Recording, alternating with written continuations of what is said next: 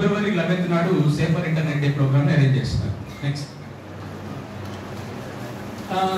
Safer internet day is observed on the second Tuesday of worldwide to promote safe and responsible use of internet. ఒకటి, రెండు, particularly among children and women and people. ఈ రెండు points మీద minister of electronics ఈ awareness program చేస్తున్నారు. It is collaboration with NIC and CDAC. Next, so ఈ awareness program లో focus on promoting cyber hygiene to raising awareness about the key cyber threats, equipping the participants with effective migration techniques. Next, దీంట్లో మనం 1995 లో మాకు యూనివర్సిటీలో చదివేటప్పుడు 1995 లో first seen the browser. అప్పుడు ఇంటర్నెట్ వచ్చింది, www. ఇప్పుడు వచ్చేసరికి ఆ బ్రౌజర్లు చిన్నగా, అంటే పల్లెటూరు రోడ్డు లాగా ఉండేవి. అప్పుడు చిన్నగా కొడితే బ్రౌజర్లు చిన్నగా ఇంటర్నెట్ ఓపెన్ అయ్యేది. అప్పుడు ఇంటర్నెట్ కూడా ఎక్కడో 1995 లో ఎక్కడో యూనివర్సిటీలో ఎక్కడో మూల చిన్న రీసెట్ ద్వారా మేము చూసేవాళ్ళం sir. So internet providing during that time was very difficult task. So subsequently మనకి ఎట్లాగైతే సన్న రోడ్ల నుంచి పెద్ద రోడ్డు మీద వెళ్ళేటప్పుడు ఇన్ఫర్మేషన్ సేఫ్టీ, ఇన్ఫర్మేషన్ హైవేలో పాస్ అయ్యేటప్పుడు. సో సేఫ్ online.in ఈ ప్రోగ్రామ్, దీనిలో మీరు it is a regular curriculum. మీ రెగ్యులర్ కరిక్యులంతో పాటు టీచర్స్, స్టూడెంట్స్, ఈవెన్ హౌస్ వైఫ్స్, citizens, everybody can learn on the cyber security.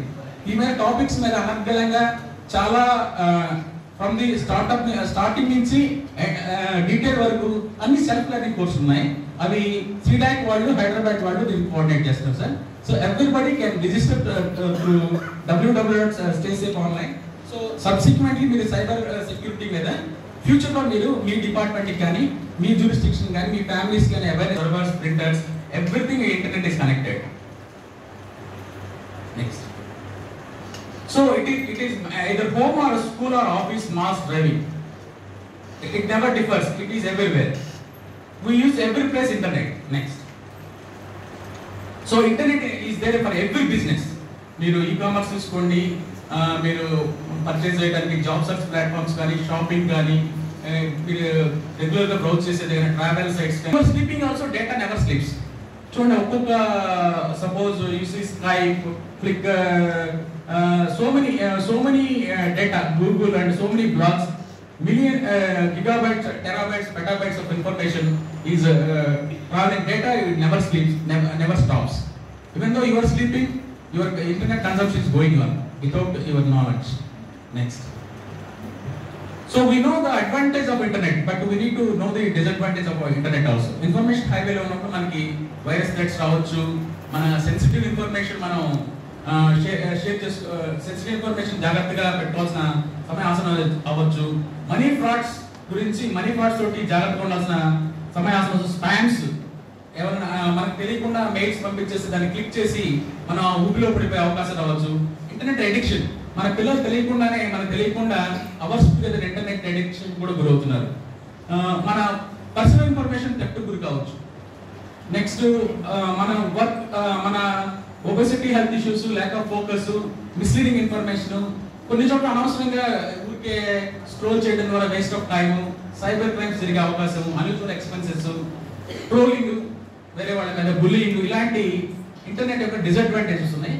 So ఈ డిసడ్వాంటేజెస్ ని మనం జాగ్రత్తగా గమనిస్తూనే ఇన్ఫర్మేషన్ హైవేలో ట్రావెల్ చేయాలి. These are the very very important disadvantages. So we should, ఇవి ఉంటాయి. ఎనీ టెక్నాలజీతో పాటు డిసడ్వాంటేజెస్ కూడా ఉంటాయి. ఆ డిసడ్వాంటేజెస్ ని గమనిస్తూనే మనం ముందుకు వెళ్తూ ఉండాలి. నెక్స్ట్,